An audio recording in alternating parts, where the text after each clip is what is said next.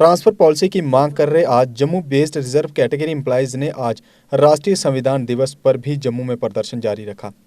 प्रदर्शनकारियों की बात सुनने के लिए आज एक बार फिर भाजपा के प्रदेशाध्यक्ष रविंदर रैना ने उनसे मुलाकात की। प्रदर्शनकारी कर्मचारियों ने कहा कि आखिर ऐसा क्या कारण है कि हमें अपने ही प्रदेश में ट्रांसफर नहीं किया जा रहा। हमारे वेतन रोके गए हैं, जिससे हमारे घर का गुजारा मुश्किल हो चुका है। घाटी का जो माहौल बना हुआ है उसमें कोई भी कर्मचारी वहां अपनी ड्यूटी ज्वाइन करने को राजी नहीं है। फिर उपराज्यपाल प्रशासन क्यों हम लोगों को सुरक्षित जगहों पर ट्रांसफर नहीं कर रहा। वहीं रविंदर रैना ने एक बार फिर से प्रदर्शनकारी कर्मचारियों से बात की और कहा कि मैं इस बात के हक में हूं कि आप लोगों का वेतन बहाल होना चाहिए, लेकिन बात रही ट्रांसफर पॉलिसी की तो इसे लेकर मैं 2 बार उपराज्यपाल मनोज सिन्हा से बात कर चुका हूं। मैं दोबारा मुलाकात करूंगा और कोशिश करूंगा कि all Jammu based reserve category employees और पीएम पैकेज के तहत घाटी में कार्यरत कर्मचारियों की मांगों को पूरा किया जा सके। पहले तो आपका स्वागत करती हूँ और आप सब जितने भी यहाँ पर लोग उपस्थित हैं, आपको, देश के प्रधानमंत्री को, राष्ट्रपति जी को, एलजी साहब को मेरी तरफ से आज का जो संविधान दिवस है इसकी हार्दिक शुभकामनाएं। तो मुझे यहाँ हक है बोलने का, क्योंकि वही संविधान जिसको हम हाजिर नाजिर जान के देश को चलाते हैं, वो हमें मुझे right to freedom of speech and expression की इजाजत देता है। उसी राइट की वजह से आपने हमसे जो कुछ कहा, आपको भी उसी संविधान ने राइट दिया है। हमने सुना, हमें वो राइट मिला है। मैं यहाँ से आपको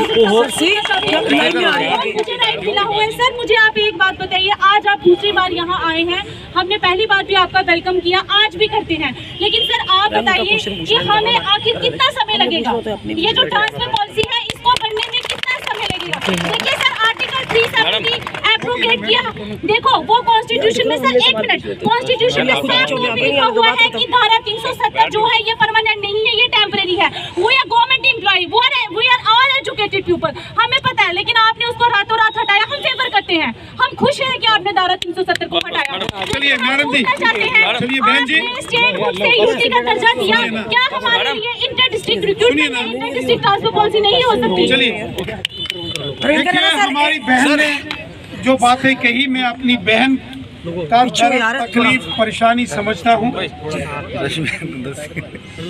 सिर में क्या तो लेटा है।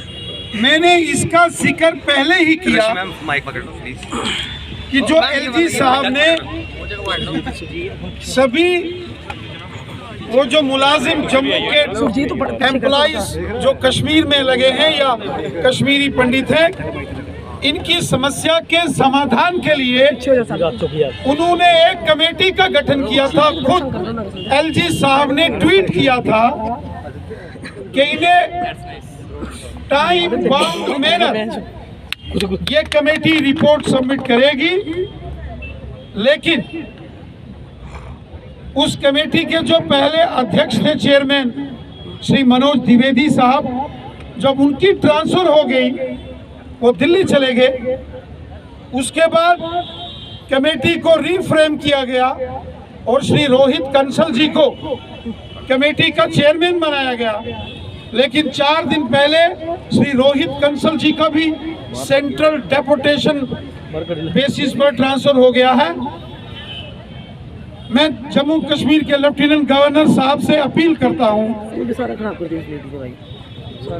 कि सभी जो जम्मू बेस्ड जो डोगरा एम्प्लॉइज हैं कश्मीर में काम कर रहे हैं, और जो कश्मीरी पंडित पीएम पैकेज और नॉन पीएम पैकेज के तहत कश्मीर में अपनी सेवाएं दे रहे हैं, पहला काम जो हमें करना बेहद लाजमी है वो है कि उनकी सैलरी रिलीज होनी चाहिए, वो तुरंत रिलीज की जाए।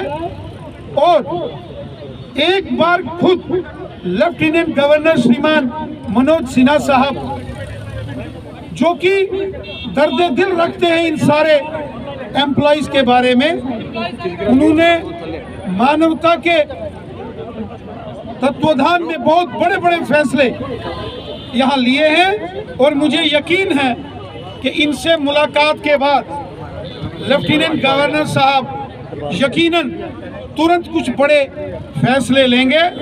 और तीसरा, जो भारतीय जनता पार्टी ने जिस कमेटी का गठन किया था डॉक्टर निर्मल सिंह जी की अध्यक्षता में, जिसमें डॉक्टर देवेंद्र मनियाल जी, अजय भारती जी और हीरालाल भट्ट जी और चांद जी भट्ट, ये सभी साथी आपसे भी मिले हैं, कश्मीरी पंडित भाई बहनों से भी मिले हैं और कश्मीर के अंदर भी जाकर उन्होंने वहां कैंपों का भी दौरा किया है और कुछ घरों में यहाँ जम्मू के all reserve category based employees रहते थे, उन घरों का भी दौरा किया है।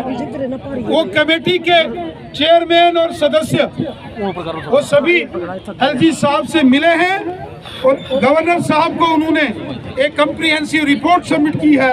मुझे यकीन है कि लेफ्टिनेंट गवर्नर साहब इस मामले में जल्द कोई फैसला लेंगे ताकि इस समस्या का समाधान हो, ये धरना भी समाप्त हो और इनकी समस्याओं का भी समाधान। रविंद्र राणा सर, आप पहले भी आए थे। रविंद्र राणा सर, एलजी साहब करते हैं तो उसमें बड़ा फैसला होगा और इनकी समस्याओं का यकीनन सर, हमारा एक ही प्रश्न है कि आज कॉन्स्टिट्यूशन डे है, तो क्या हम एलजी सर से उम्मीद रख सकते हैं कि आज कॉन्स्टिट्यूशन डे पे वो हमारी समस्याओं का समाधान करें, क्योंकि ये आर्टिकल 21 ही है जिसने हमें यहाँ बैठने का राइट दिया।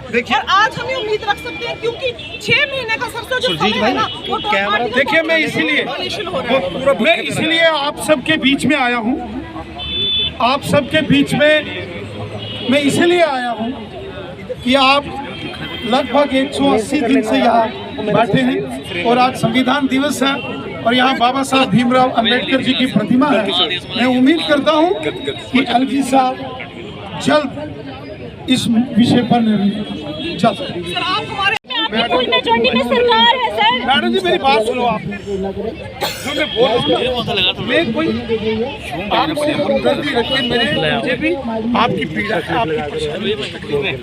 मैं खुद 2 बार गवर्नर साहब से मिला हूँ, फिर मिलूंगा, समाधान करेंगे। सर, परेशानी से जूझ रहे हैं ना, आपको है परेशानी, हम समझते हैं। अगर मुझे सुनिए, अगर मुझे परेशानी नहीं होती मैं आपके बीच में आता। सर, हम आपकी तहे दिल से शुक्रगुजार, रिक्वेस्ट आपके वेलकम किया हमने आपका दूसरी बार भी सर, लेकिन परेशानी से हम जूझ रहे हैं। आप लोग हमारे छोटे फैमिली सफर कर रही है। सुनो, समाधान मैं एक बार बात करके फिर मिलेंगे। सर, एलजी साहब आपस में सर, इतनी बड़ी एक प्रचंड बहुमत आपके साथ है बीजेपी वाले। मेरी बात तो सुनो मैडम जी, मेरी बात सुनो। एलजी साहब कॉन्स्टिट्यूशनल पोजीशन पर हैं, ठीक है, और मैं पहले भी 2-3 बार उनसे मैं 2 बार मिला हूँ। डॉक्टर निर्मल सिंह जी की अध्यक्षता में जो कमेटी बनी है, आपने देखा कल परसों वो गए हुए थे, उन्होंने भी बात की है। हम चाहते हैं कि जल्द से जल्द आपके इस समस्या का समाधान।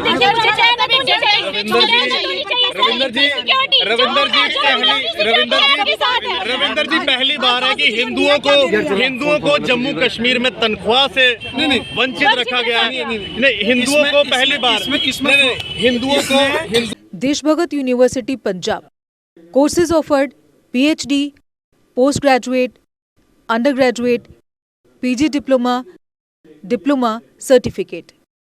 Contact us for admissions.